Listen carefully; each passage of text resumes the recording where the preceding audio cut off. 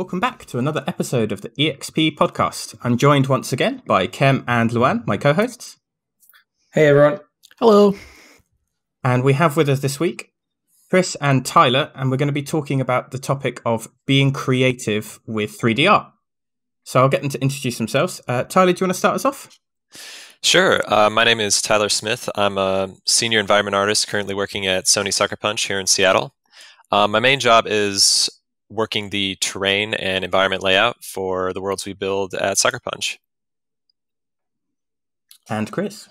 Hello. I'm Christopher Radsby. Most people call me Chris. I'm a senior environment artist over at Ubisoft Massive in Sweden. My day job is usually just taking levels from blockout to completion, working together with level design and all the other departments to get stuff done. Very nice. So anyone who's seen your guys' art station or your stuff that you posted online, I'm sure already realizes that you're both incredibly creative people who enjoy making really interesting personal art.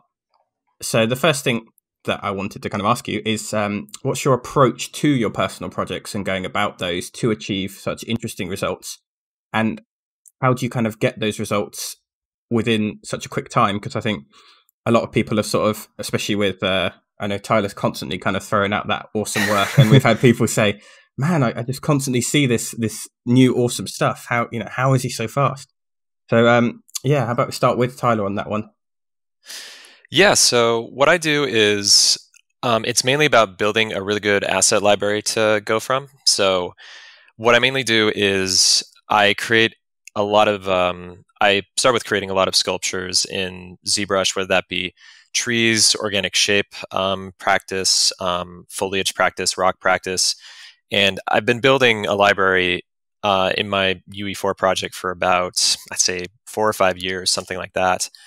And so what's great then is I have been kind of building this armament of assets. And so then when I want to experiment with a certain piece or work a certain composition or get a certain, story through or anything like that, I just kind of go through, kind of look at my inventory that I built up, and then I can just mainly focus on composition layout, lighting layout. That mainly takes up most of my workflow when I'm creating these pieces.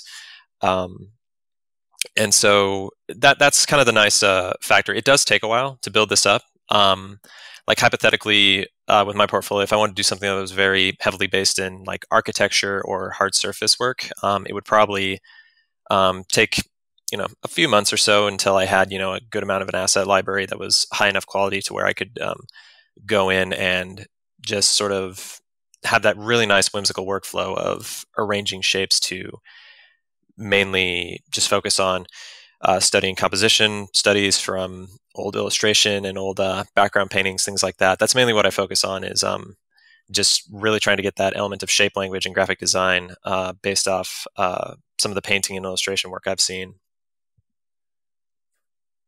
Oh, that's very nice. So when you're building this asset library, do you have like a particular goal in mind when you're going about it? Or was it like, I just want to build up a huge kind of library of different things that I can then come back to later and have my pick of anything? It's usually two mindsets. One is I will try to gather as much reference to, or try to build as many assets based off the reference I get from a certain scene.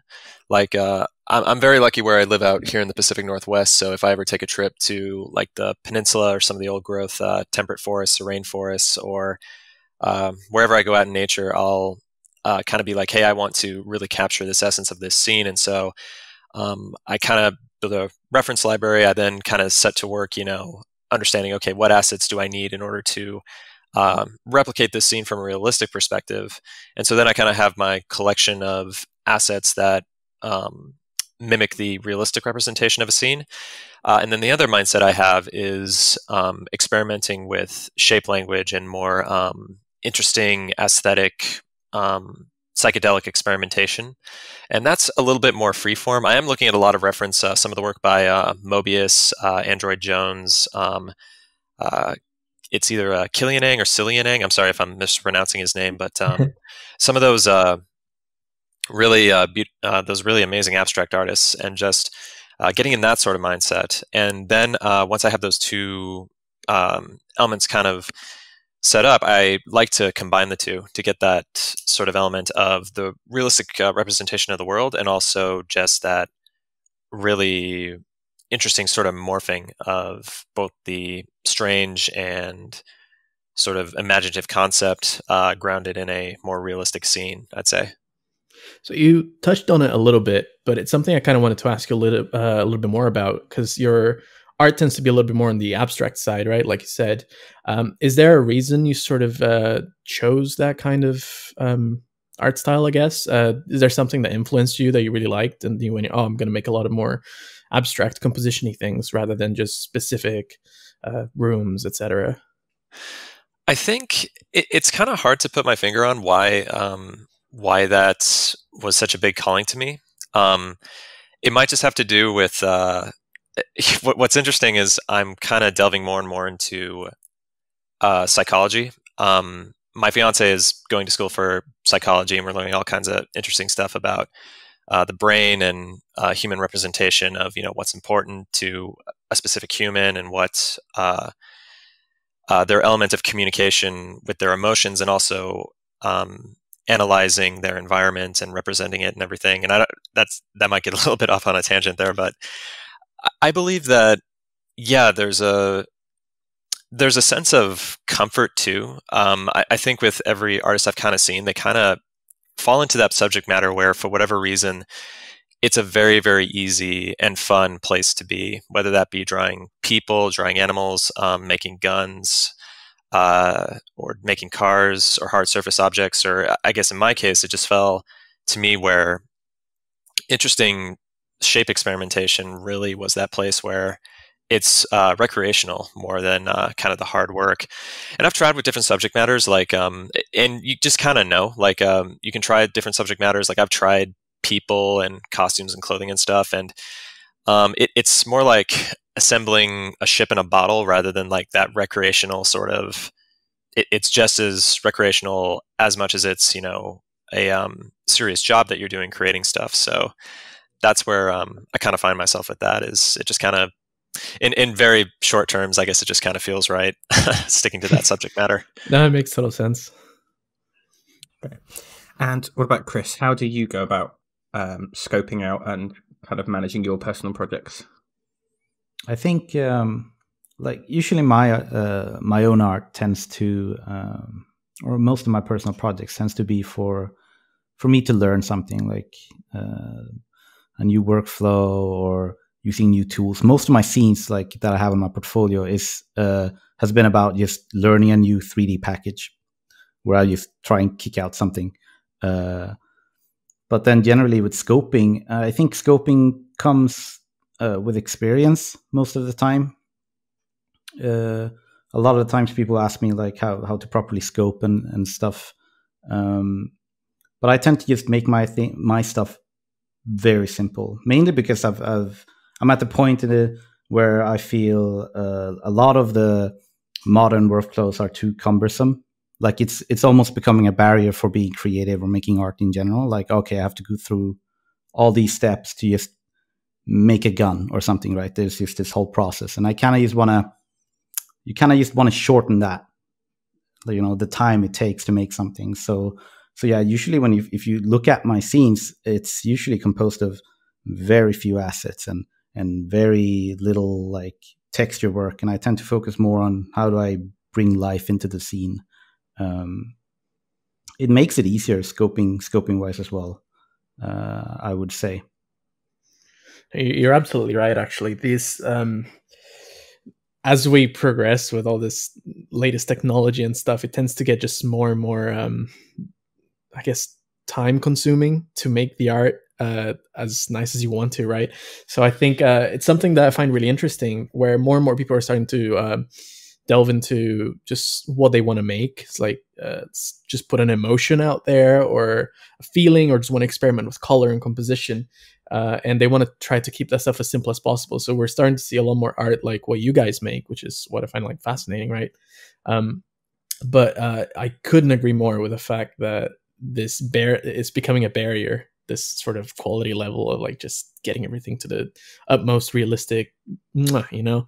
Yeah, definitely. Like if you wanna express yourself, and if you think about like, okay, you want to throw paint on a canvas, right?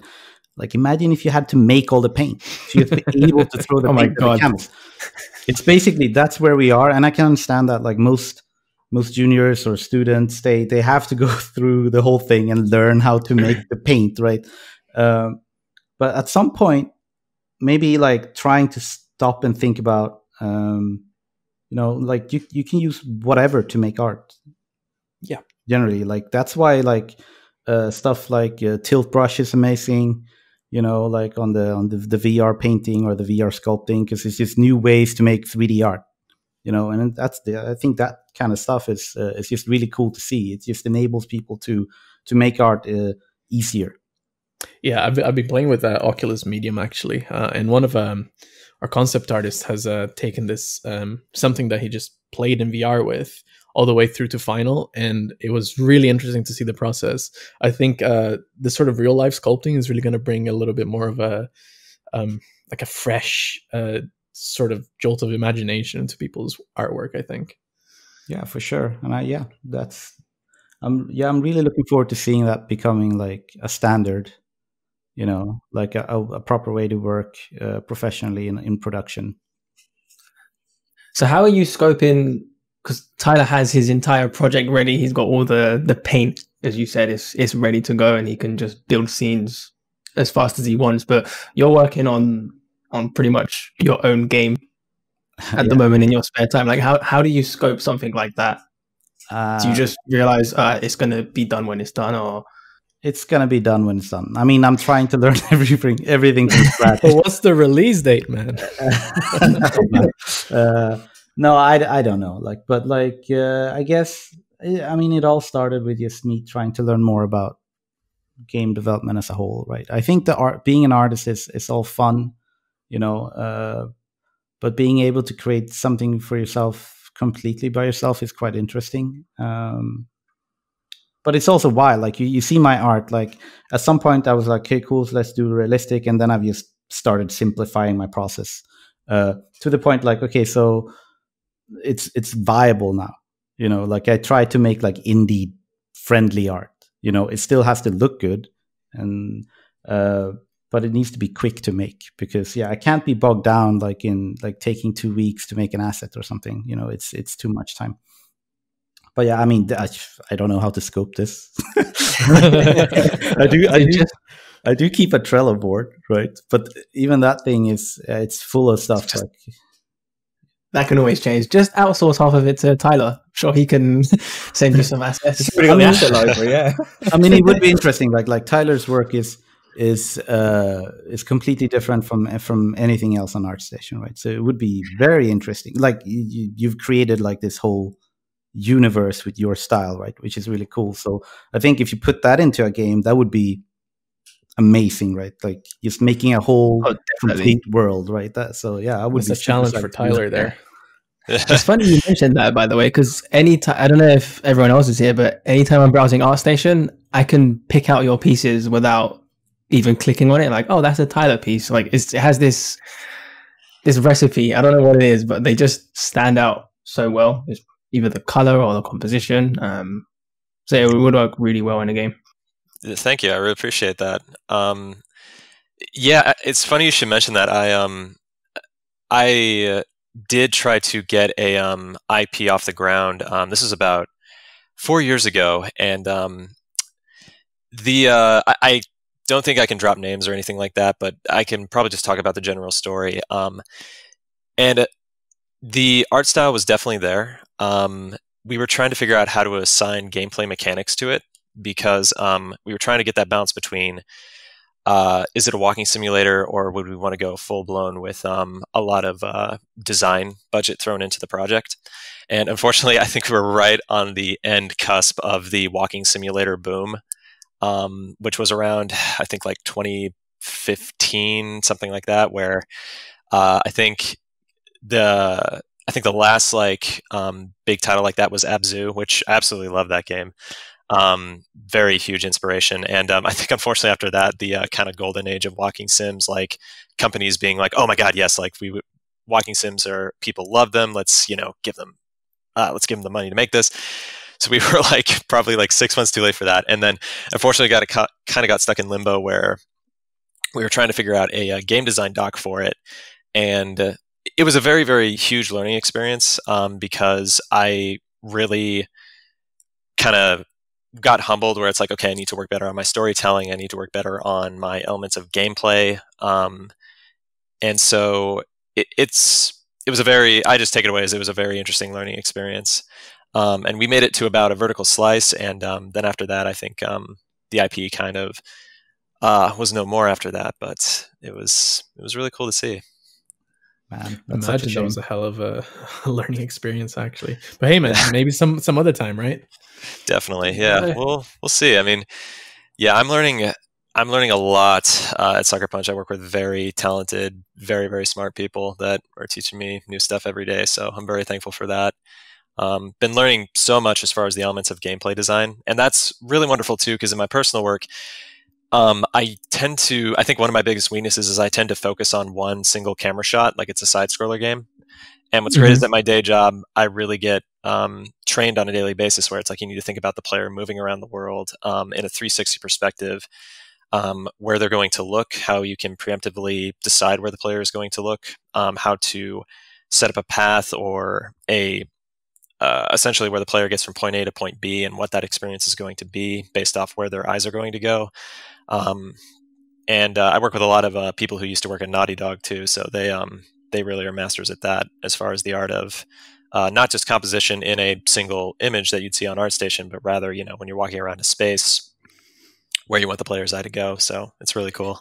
It's interesting you say that because I think Sucker Punch games are pretty good at that, considering the I guess third infamous game that came out at the start of the generation, and that had a photo mode, right? And people were playing with the photo mode, and then the Neon expansion came out, and I think what that game did really well, and so does Tsushima, is that you can always point the camera somewhere, and it feels like it was meant to be, right? Like it's a good shot. Like almost always, you can get something really interesting out of it.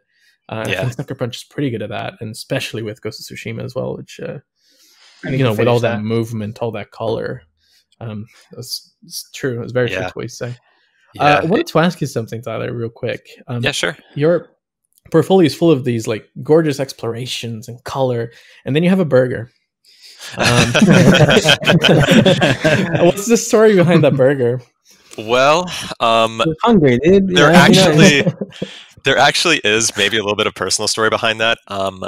I had COVID in early March, and so me and my fiance both had it, and we were kind of holed up in our apartment just eating ramen, and we had to get takeout because we were too weak to cook. And I think it was like I hadn't had a burger in like 2 months, 3 months, something like that. So that might have been why. You're just trying to dream up the burger. That, and also too, I just kind of had my marketing mind going with like tutorials where it's like, what do people like food? Okay, people like, why don't I do a food piece, because that's really novel. And I was, it was kind of that classic thing. I was very confident where it's like, this thing's going to sell like gangbusters, and it did okay. It did all right. And we'll buy it. Don't worry. And I made this huge mistake. I was so blind to it too, where I was thinking in memory of all the burgers I'd had at these restaurants, and usually the burger ends up kind of pooling at the bottom. You got to get a knife and fork out. You can't eat it anymore.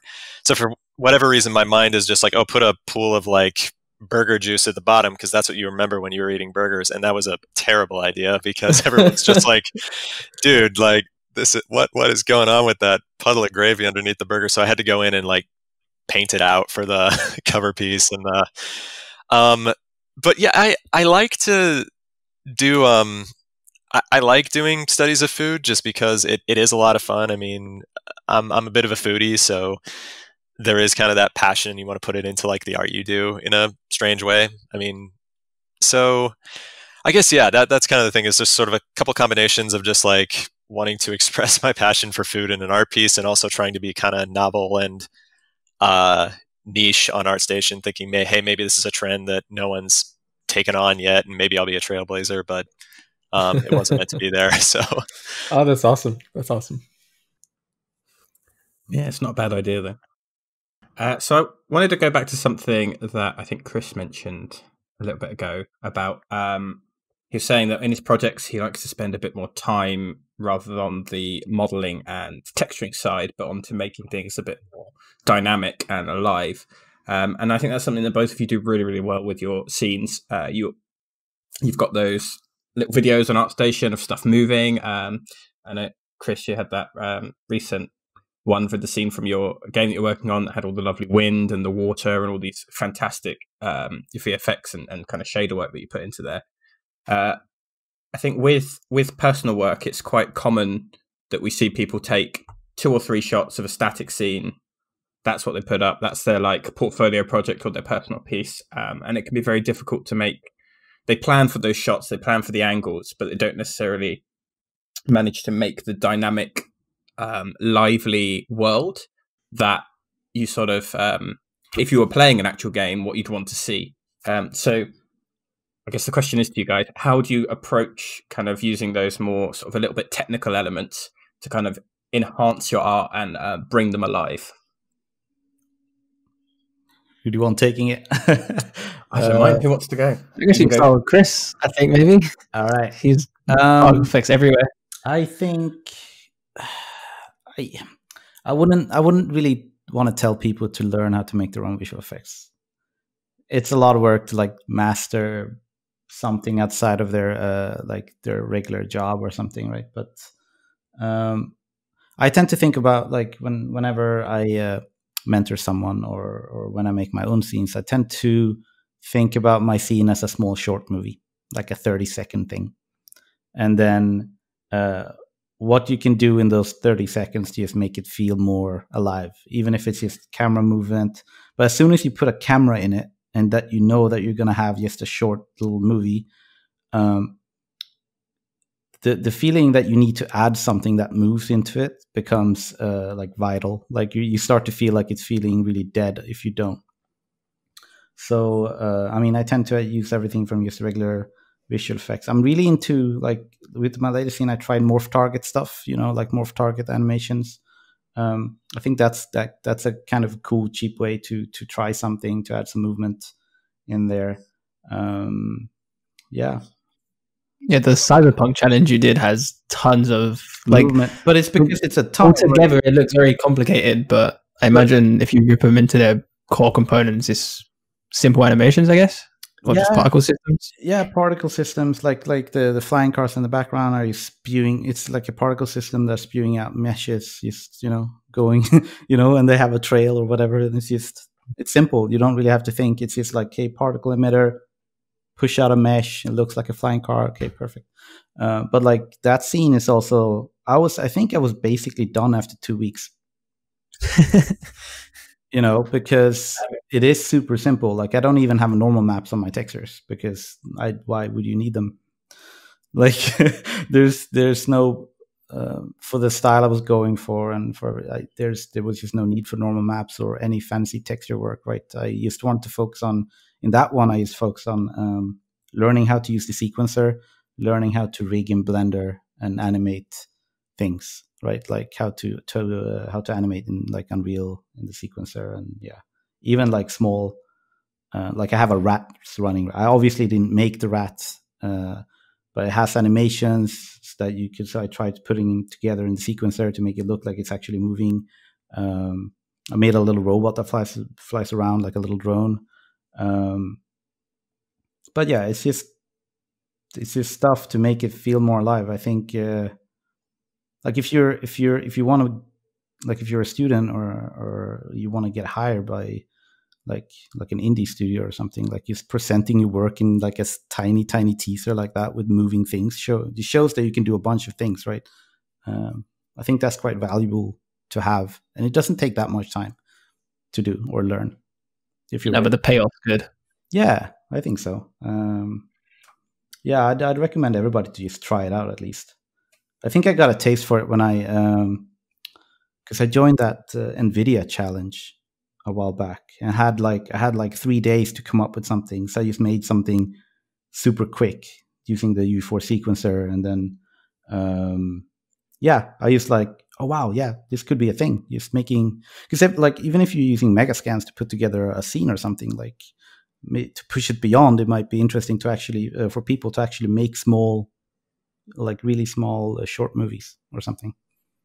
Yeah, I'd love to see more short movies, to be honest, man. Like less single shot, but it would be nice to see more short movies, or like 10, 20 second. Yeah, you don't really need that much time to tell a story, or like even hint at one, right? Which is what makes the scenes interesting, in my opinion.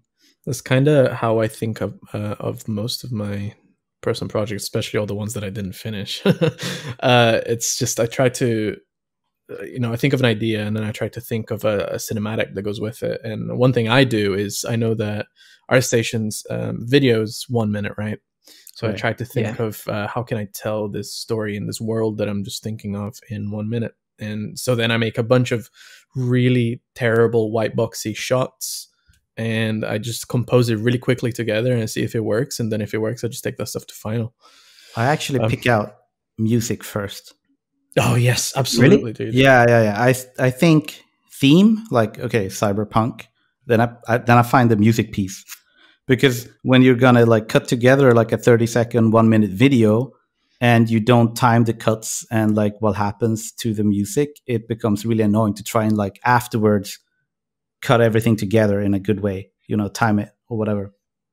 Yeah, you absolutely want to cut to audio. Like I used to be in audio before I started into game art and all that stuff, and there's one thing I learned there is that you almost always want to cut to audio first, and then like listening to the music while you're making the piece helps like inspire the scene you're making, right? So I tend to listen to a lot of music, so it's weird. It's a bit weird, right? If like when the Wild West challenge was going on, there was some weird music in my house, man.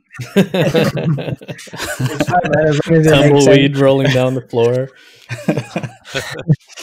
Yeah, I always send Luan music like just for other day, because I can't work in silence. I don't know about you lot, but I need something in the background that fits whatever I'm working on.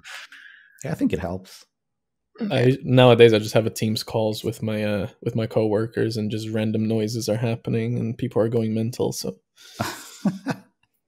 So Tyler, since you have like the asset library that you build with meshes and stuff, is that the same? Do you have a similar thing for shaders and everything else? Like you don't need to make any new materials or particle systems, because you do have quite a lot of movement in some of your pieces as well. Yeah. Yes, I do have a master material setup that has many, many instances attached to it.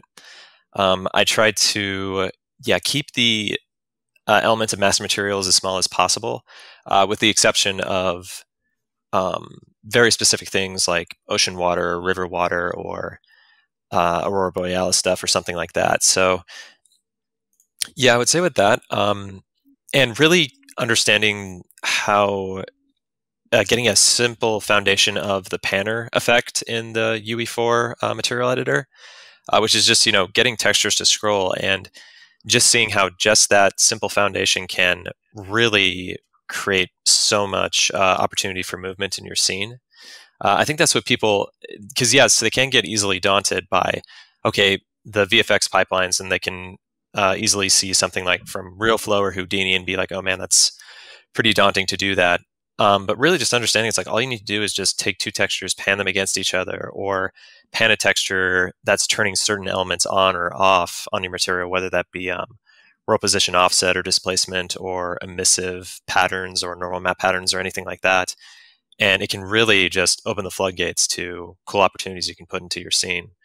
That's what I've really noticed, is just keeping the simple fundamentals, and it can really open up a lot to getting movement into your landscape. It's funny you say that. So I did a lot of dust moving on my latest project, which is just essentially a cloud texture panning from like one side to the other.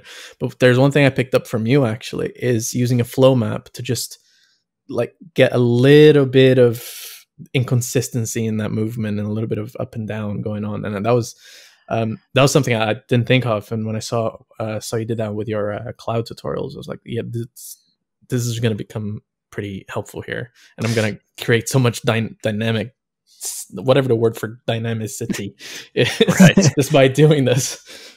Yeah, flow maps are super powerful. They really help a lot. Yeah, also I can plug a flow map painter, because with that you can create a tiling flow map. So instead of having to have the flow map be static where you can't pan it because it isn't a tiling texture, with flow map painter you can get a uniform tiling flow map that you could use with a panner as well. So that's a really wonderful. Awesome. Yeah, there's a lot of cool things to that.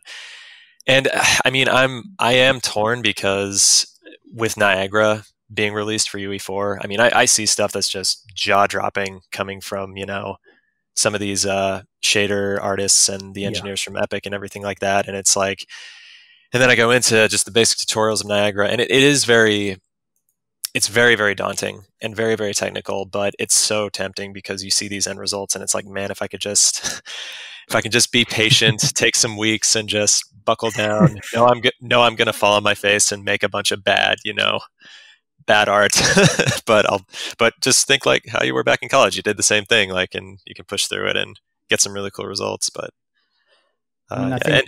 sorry.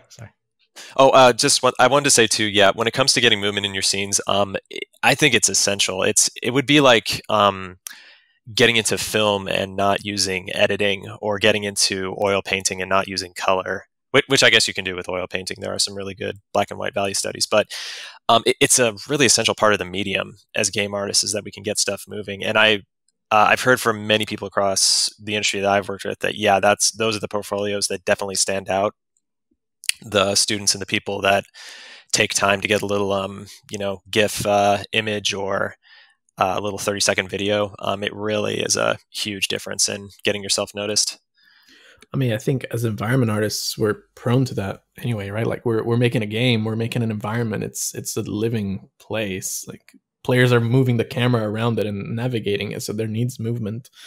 I think it's something very important to see in portfolios for sure. I think everybody at some point ends up hitting that wall, right, where they feel like they need to learn how to do shaders or dabble in visual effects and stuff, right? Because it really does enhance the work that much, so they kind of need to. So I think it's a good idea for everybody to actually, or at least just try, right? Like maybe focus less on making the best piece you're going to make right now, but maybe just do a small scene and just try things out. I mean, you don't even have to publish it, right? Like a lot of people just, like you said yourself, Chris, you do a project to learn something, or a 3D package or something. Yeah. Just do a little scene to just learn a little bit of VFX or a little bit of penning texture here and there, Yeah, there are a bunch of good tutorials to just get started actually on YouTube. There's a good cloud tutorial by Tyler Smith. You must get asked for tons of tutorials, Chris. Sorry, because I know Tyler has loads of tutorials available, but you must get asked as well, Chris, to make tutorials and other things. I do, yeah, but I tend to teach over Discord and stuff rather than record a video for things, because most of what I know and what I've learned it comes from other people. I think. A couple of years ago, I started learning from Ben Cloward, I think his name is. I love Ben. He's great. He's got a YouTube channel, and I actually saw he has on at GDC he had a talk called Shaders 101 or something. Which is great content to just get started. And now he has a YouTube channel where he goes through a lot of shader stuff from the ground up that you can learn, and it's just this vastly all this wealth of knowledge that he's just putting on his YouTube channel. So yeah, I'd recommend everybody who's interested in shaders to just go there, have a look, because there's there will be stuff that is good, and this is coming from an industry veteran that knows his shit, So you're not learning bad stuff or bad workflows or bad practices, right? So yeah, I'll second that. Ben's stuff is really great. I've seen all his videos. He has a really great teaching style. Yeah, And he goes through, We'll like, hunt he down shows the shader, like the shader graphs and everything. It's great. I will put the link in the description, Tim. Yeah, Make sure everyone can access. I will. Yeah, I'll make sure I grab that. I'll have to check on the spelling after. Yeah, I mean, I can send you the link as well. Yeah, it's brilliant. really good stuff. Okay. Yeah. So, talking about kind of learning tools and stuff.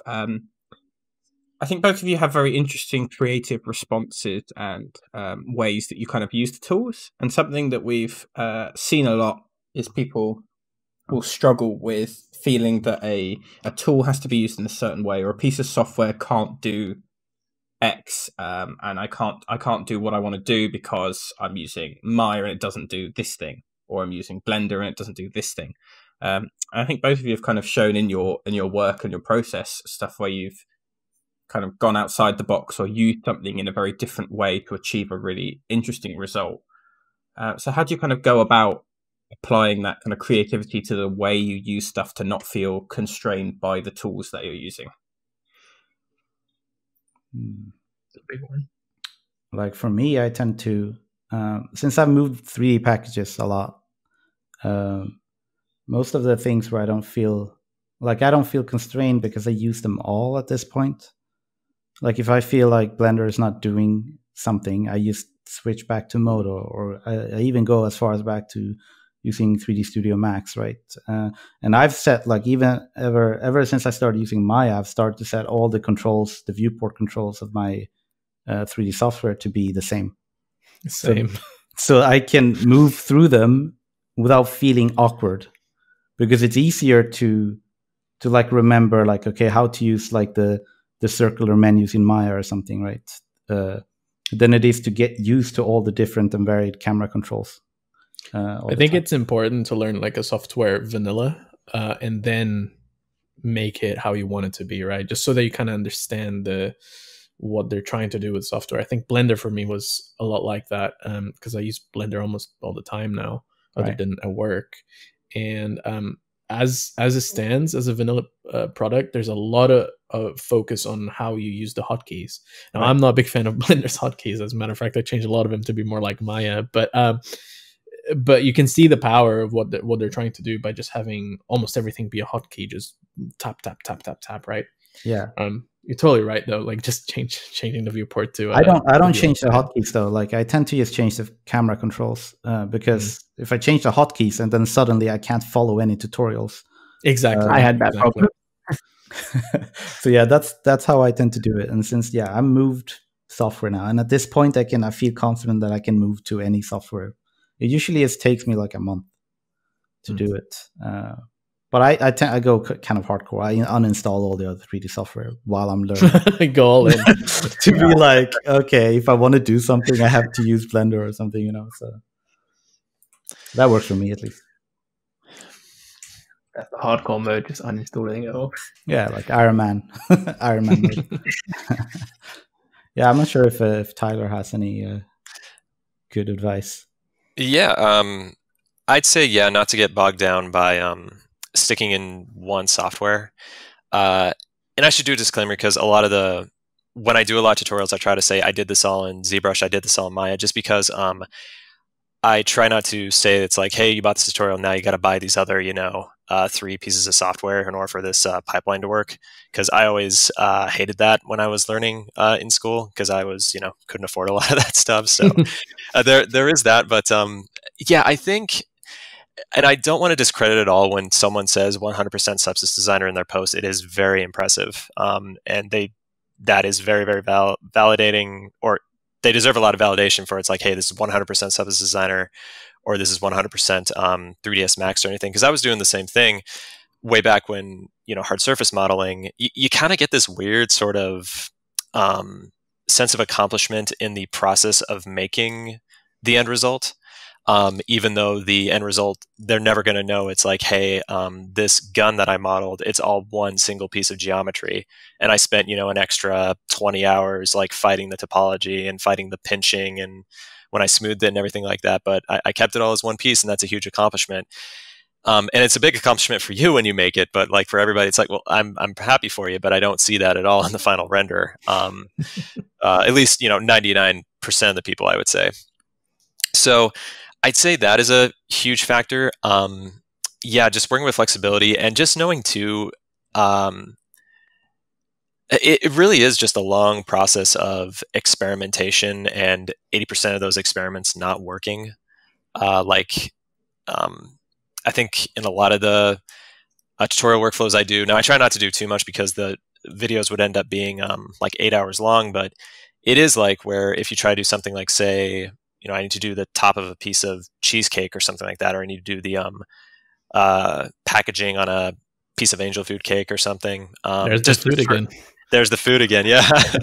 But just the example of like a very unique material, it's like, well, I'll probably do like 4 or 5 or 6 like attempts with masking, with using the sculpting brushes in ZBrush, doing all these like weird inflating and pinching, and just sort of doing this trial by error until I get a final result that looks pretty good. And by doing that, it really frees up to where it's like, okay, we need to get this material or form results, and just being patient with that sense of trial and error, and not getting psyched out where it's like, well, I've been trying and trying on this and I can't get this result.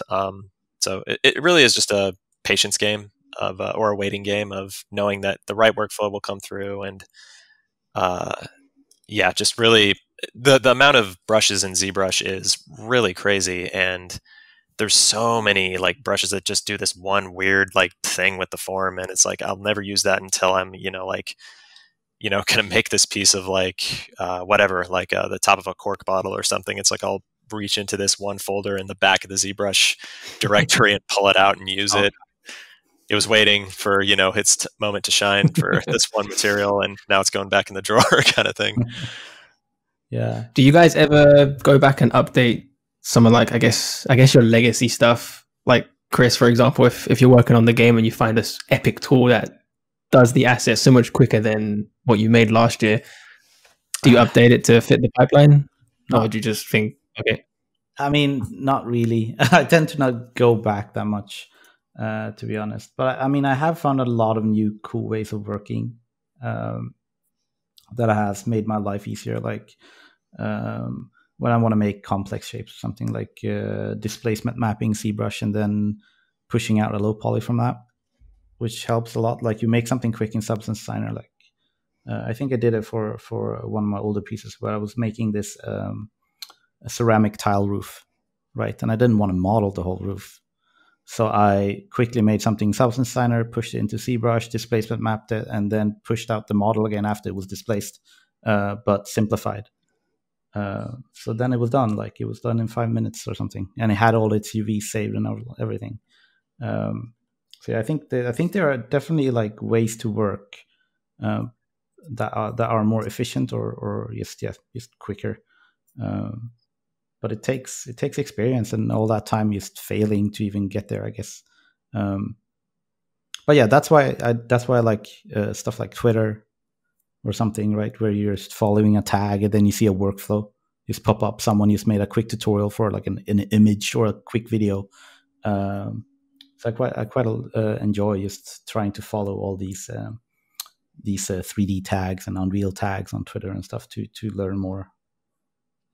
Man, there's just not enough time in the day, unfortunately. Yeah.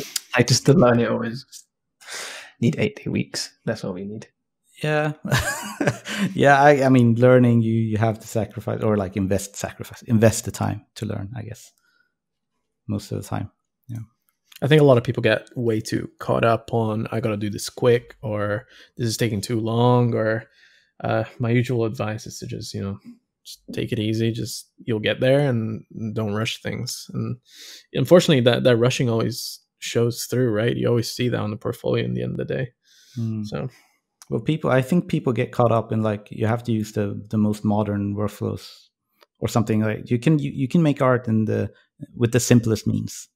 I think that's a big point where a lot of people make art in conventional ways when people don't, or you don't actually have to, but people rarely try to do that, right?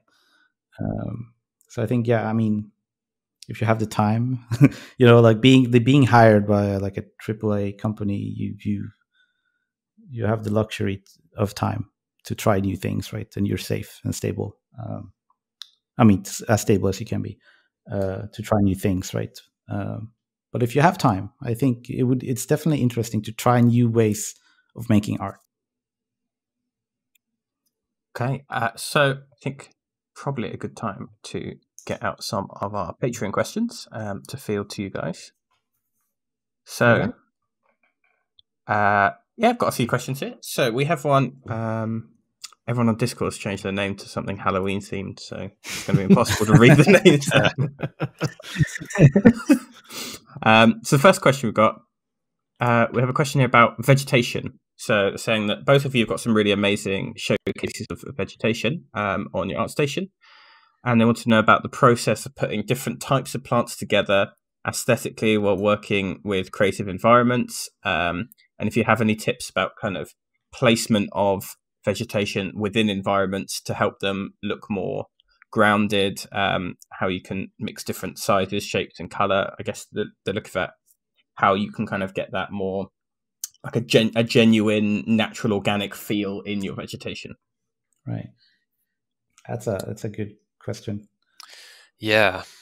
I tend to, like, when I see vegetation portfolios or like portfolio pieces, a lot of them don't really think about the natural cycle of the forest or whatever they're working in, right? So it needs to have like everything from like budding saplings, to like grown trees to dead things, dead leaves, stuff on the ground, like having that separation of color where it goes like all brown on the ground level and then goes greener the further up you go on the trees or the plants you're making, right? I think that's a big deal. And personally, like for myself, I tend to not color my textures, but that works more because I'm doing a lot of I do that as well. Yeah. So it's like I tend to just let the shader, like my shader work, color everything for me, because that gives me flexibility, to do a little bit whatever. Like, so I don't feel like, because it's annoying to go back to the textures every time you want to do a color change. That I do that exact same thing as you, Chris. Yeah. Like, just tint everything in Engine if I can and when I can. There's the exception, of course, but sorry, go ahead. Oh, sorry. I do that too. I also put different elements into things like Fresnel, things like Z-up factors, things like trying to get as many factors going in as possible as far as direction, Fresnel with the form of the normal and stuff like that, and attaching different hues to that. It can really bring a lot of interesting variation to the local color of your foliage as you lay it down. And it brings a lot of really awesome dynamic features to it as well when you're placing it around the scene. Yeah, and if you like, it's Unreal sometimes, if you're working on a realistic scene, you always end up with the issue where the back face is all like dark, and you have that. And even if you were to point the normals up or something, right, you can still end up with the issue where the back face looks off. I solve it I do different things. Like I solve it sometimes by just not using double-sided, and then doing double-sided in the mesh, so you have two front faces actually facing each direction. But yeah, there are some shader tricks you can do there to solve that issue as well.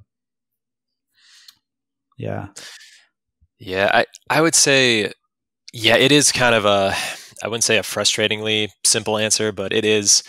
You just really have to look at reference, and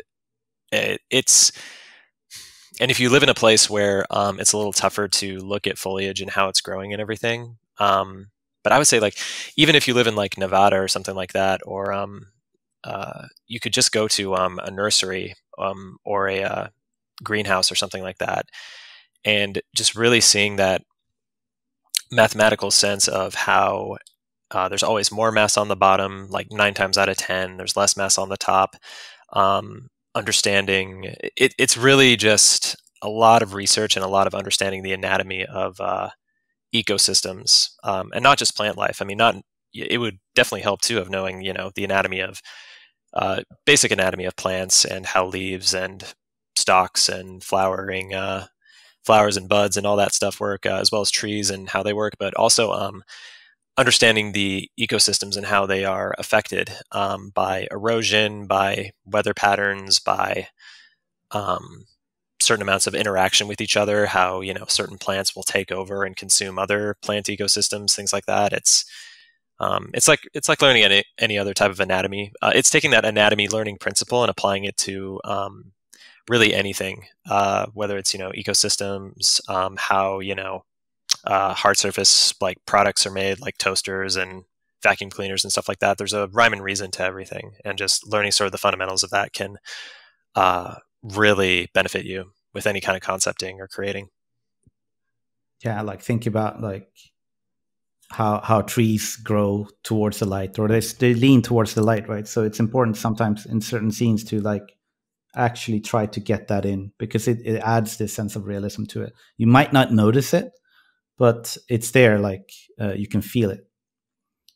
So I always say, like, try and, like, if you have the sky open in a certain area, then maybe try to make some of your trees and bushes and whatever plants you have trying to reach for that light, right? They're trying to get it because that's the nourishment, right? Yeah, or part of it. Yeah. Another thing too is if you're placing trees on rocks, really, this is a thing I kind of notice is if a tree is placed on a rock, those roots coming from the base need to cling onto something. So a tree wouldn't just grow out of a rock like you just like shoved it in there like a railroad spike or something like that. Like those roots would have to grow out, sort of wrap themselves around like fingers, you know, taking hold over a hard surface, and so the tree can, you know, grow and do its thing. And then also wind sculpting is another big factor too, where, you know, if it's in a more harsh place where there's going to be harsh wind, it's going to literally almost blow the branches in a certain direction over time. You definitely see a lot of that on mountainsides and stuff like that. You know what? It's like people, if you're trying to recreate something, you should probably like learn what about the thing that you're trying to recreate, right? And one of my favorite things to do early on in a project or something, say if I'm going to do foliage, is to just like read up just facts and things about foliage, and you just end up like having a really good time just like learning all these cool new things. Yeah, it's fun. Yeah. It's fun. It's real fun. Yeah, I had that moment when I was looking up like canopy shyness. I'm not sure if you looked it up before. If you use Google canopy or crown shyness, you can see how the crowns, like in certain tree types, try and stay away from each other. So when you look right up in a forest or something, you can sometimes see how the crowns of the trees are not even touching, even when they're blue. That's kind of cool. That's cool. Because it comes to like, if one tree has a disease and their leaves are touching, right, they can spread that disease. That's so cool, man. So like, and there are videos on YouTube where you can see this happening. Like you see the whole forest move and all the trees are just kind of moving, but staying away from each other. It's really cool. It's just one of those natural, cool mysteries, you know. No, that these things. There you go. The EXP podcast, not just art related. Learn how to avoid COVID from trees. Yeah,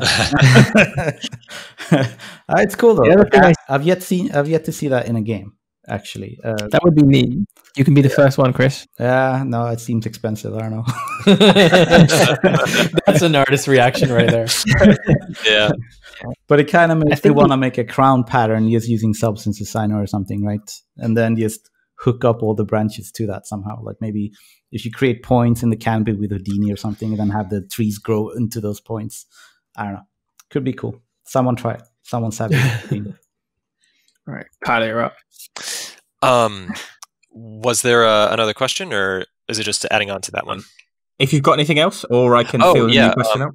Yeah, one thing I wanted to say was that this might be a little bit off topic, but it's a challenge that I've had the entire time I've been doing digital art, which is trying to measure, okay, if I just went in, I just thought of it because thinking of that tree canopy thing was like, will it take more time to just go in and just manually move this stuff through the traditional modeling or sculpting standards? Does that take just as much time as sort of tinkering and experimenting with a procedural system that will get it done? I've done that countless times of like trying to weigh the two, of just like, I can either try to make this procedural system that will, you know, get it done in, you know, a minute or something, or it'll get that instantaneous fix. But I don't know what I'm doing. I'll be experimenting. I'll probably be, you know, doing lots of failures and making lots of mistakes, and there's no guarantee. Or if I just kind of, you know, get in that Zen sort of state and just like move this all manually, like vertice by vertice, or, you know, just very gradually just sort of move it over using those more traditional methods. That's always a big challenge of just like, okay, where do I invest my time?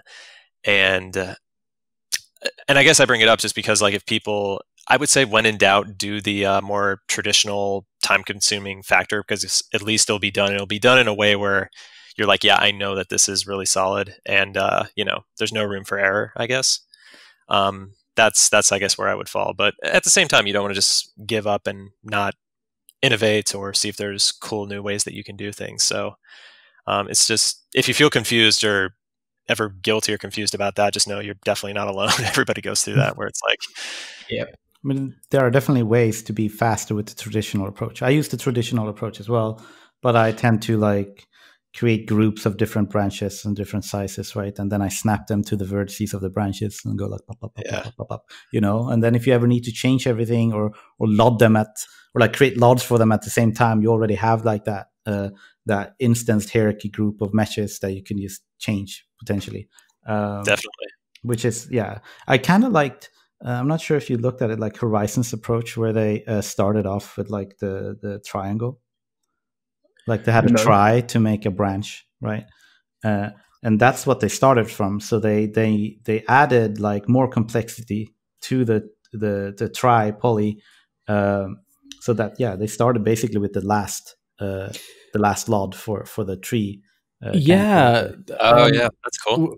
We we actually took inspiration from that here at work, and we when we were like early on trying to figure out some ways of doing trees, and I think they specifically take like LOD 3 and then they work from there. Yeah, it's super interesting. It's a super cool way of doing it. Super good. Like, I really like that approach, because then you at least know like this is what it would look like. You know, everything else is just extra detail on top kind of thing. Yeah. When you have those extra LOD steps. Yeah, it's pretty cool. This is the shittest you'll ever look.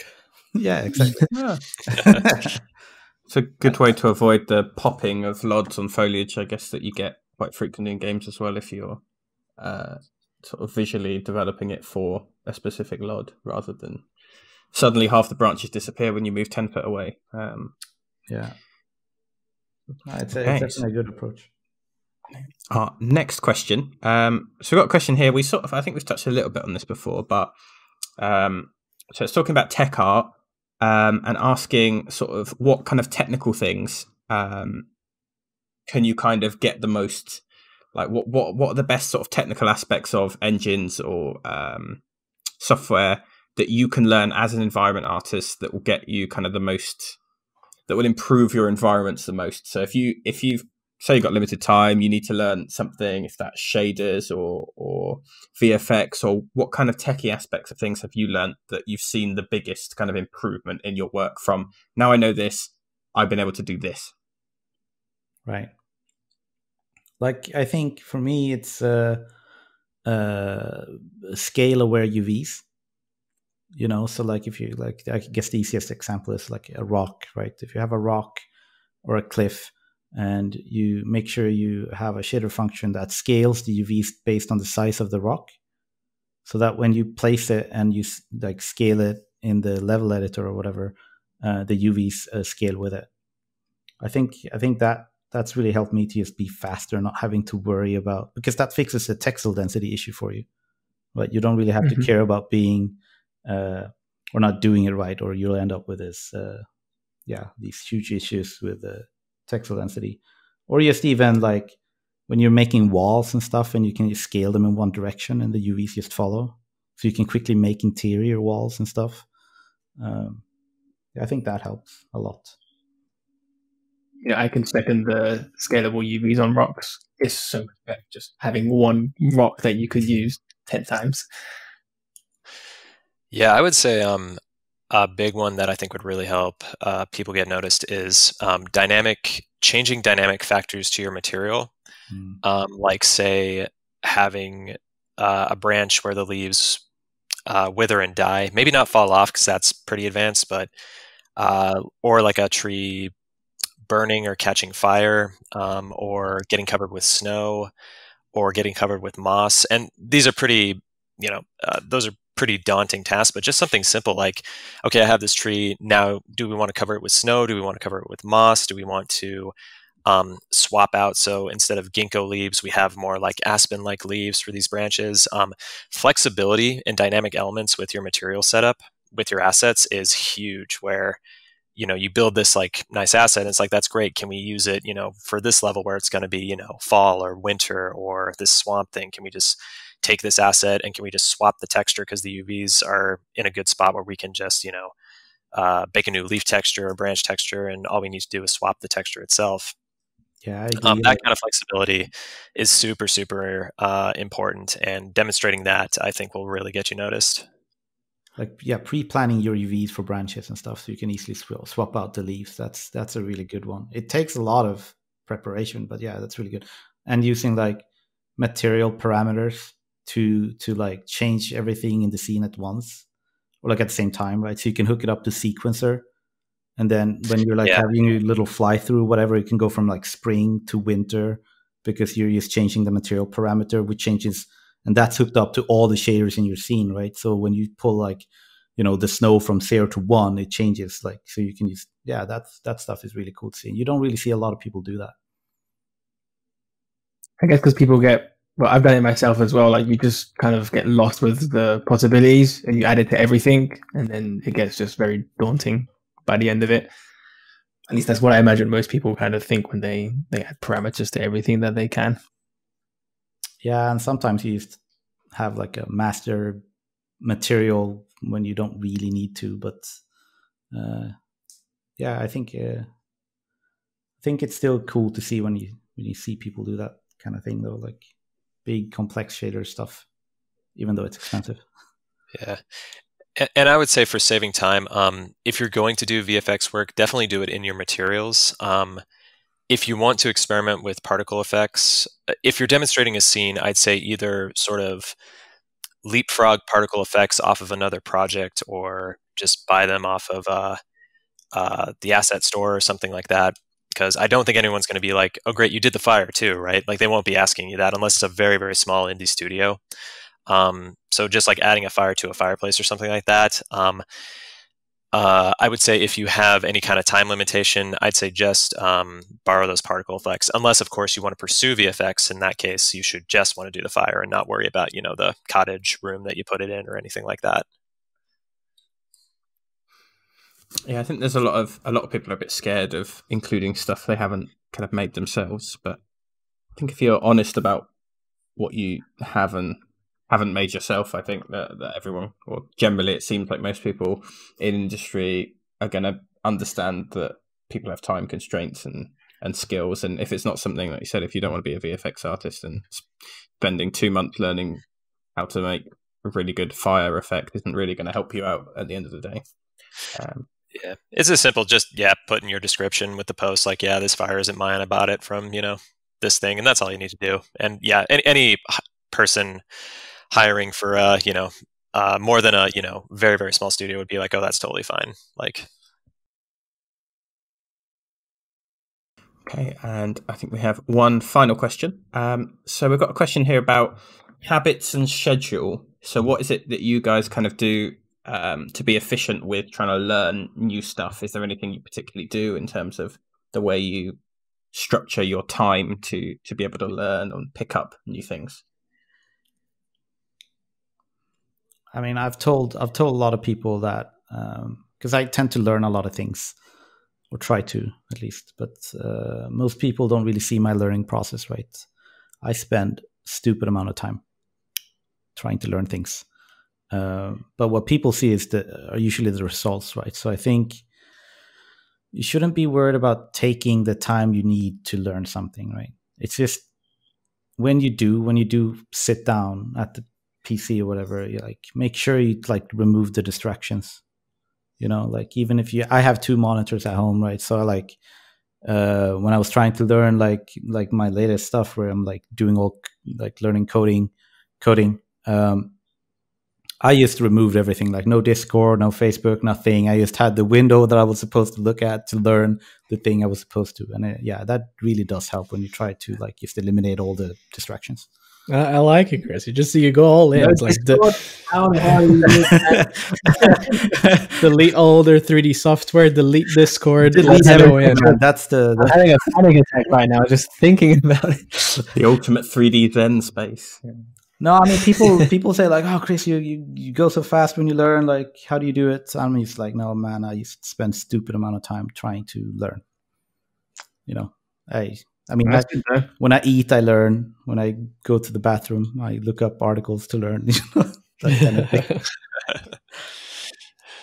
Yeah, I would say I do a lot of pre-planning with just taking notes. So if I don't have the time, with my day job or, with doing, with doing life stuff or everything like that, I'll keep a notepad next to me and I'm just taking a lot of notes of what do I want to accomplish, some of the videos I can watch to, shed light on how to accomplish that. Just doing a lot of pre-planning kind of whiteboard style. And just by the time I'm ready to sit down and kind of execute it, a lot of the sort of planning and thinking what I want, what goal I want to accomplish and what possible, factors could come from that. It's kind of all laid out in this, sort of spreadsheet that I got or lesson plan that I got. And so by the time I sit down, a lot of time has been optimized by doing a lot of the problem solving outside of just sitting down and tinkering. It's definitely not foolproof. Like you come up with these great plans and then, you run into a huge blocker or something goes completely the other way you think. And you kind of got to go back to the drawing board. But I would say knowing how to work, kind of like what Chris was saying, works in a smart way, even when you're not at work or at your machine, able to tinker around. Just always be kind of problem solving and seeing what elements you can think up or problems that you can solve by just, jotting down or journaling what you want to accomplish. It's like doodling, right? Kind of. Yeah. It just helps you. Like if you're getting into the habit of just instead of watching funny videos, you read something that might help you in your work. I think that it really does help with the learning aspect. I keep a Trello board as well, right? So like Tyler, I tend to on my Trello board, I just got the highest priority stuff of what I need to learn or need to accomplish, right? So it removes the step I have to, when I sit down, I don't have to think about what I'm going to do. I just follow what's on the board. And it makes it easier because then if you're forcing yourself to just follow what's on the board, a lot of people have trouble learning or making art because they end up in this state of insecurity, not knowing what to do. It's the same if you're trying to design a vehicle or something. If you don't know how certain designs work or mechanics work of the vehicle, then it becomes really hard for you to execute and model that thing, right? So doing all that pre-prepping is what helps basically when you're supposed to sit down and do it. And they don't have to be the same occasion. You don't have to be learning how to design the vehicle and model it at the same time, right? They could be separate occasions. Yeah, just take your time, right? Just don't worry about learning. Just learn at your own pace and just try to learn it well. Yeah, I think so. Okay, I think there's some really great advice there. So, Luan, do we have a famous Luan bonus question for this week? Yeah. So, unfortunately, this one is just specific to Tyler because Chris has got this covered. But I want to know why Tyler doesn't have a banner on his art station. Oh. I don't have an excuse. I just never got around to it, but I think I'm going to have to change that after this podcast because I have no good reason. I just got to put that on there. You should do a poll or something. Let the art station community pick. Just put the burger up. The burger, yeah. Yeah, I'm thinking the burger should be there. Yeah. Do you guys actually think there's value in those ArtStation banners? Because I see some people don't have anything and some people do have anything. Do you think that's nice? Just sort of the It's a first nice thing you piece. see, Yeah, right, when you go it's to nice. this page. So it's a nice thing. I don't think it makes or breaks anything. No. It's just I, an mean, addition. I guess if you put your very best there, it will be the first thing that anybody sees, right? Yeah, but I don't think you're going to lose a job offer. Like, Absolutely like, oh, you not. didn't have the banner up there, so clearly can't hire you. It's never going to happen. It would be cool if it was animated though, or like if Oh right, yeah. you know, if there That'd was be like maybe I'm all about the bringing the life into your art, but I'm it all would be for cool. it. We're gonna start Bingo. moving websites where the like ArtStation tiles move around. Back to Trying the click them. 90s sound effect. I would love it, moving yeah. things. If ArtStation could implement sort of Google's technology with GIF images now. Like if Yeah. you search GIF in Google Image Search, all the GIFs are playing instead of you have to click on it and the GIF plays. So Yeah. I think it's going to go more and more towards TikTok, where you want moving imagery when you browse. That would be really cool, even just for the ArtStation thumbnails of like your projects. Oh yeah, I'm moving Yeah, around. exactly. To be able to see, That'd be epic. that would be awesome actually. All right, let's get a Jira down for them. Yeah. All right, brilliant. So I think that brings us to the end of our time for this week. So thank you very much, Tyler and Chris, for being our guests. I think there's some great insights that you've given everyone this week. And thank you, Kem and Luan, for being here once again, helping me host. Thank you for joining us, everyone. If you want to learn any more about EXP, head on over to the website, read some of our articles from amazing artists on there. Come and join us on the Discord so that you can talk to like-minded artists and give you a space to be able to learn among fellow 3D artists. And that's it for this month. Until next time, everyone, take care. Bye. See you, everyone. Bye. Take care, everyone.